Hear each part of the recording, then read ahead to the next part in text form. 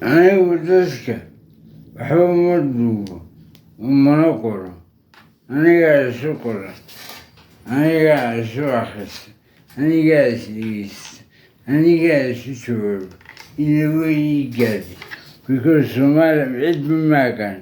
social media waxaan ku jiray muddo 20 sano ku dhowaad hadda qofna kama aqoon because anaan doonay inaan ka barto dadka maxaan u bartaa sidii baan akadiyaan ka joogay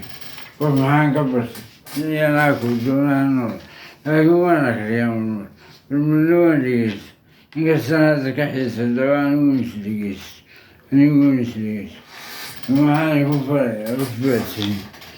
mayile weerarkiinuna waa been ka Somaliland saboodayana Somaliland buu saboodaya ka faqar saboodayana faqar buu saboodaya waan aqaanaa youtuberka wararka social media youtuberadooda waa beenaalayaa ilaahayna been baa ku gelinaya waanu been ma sheego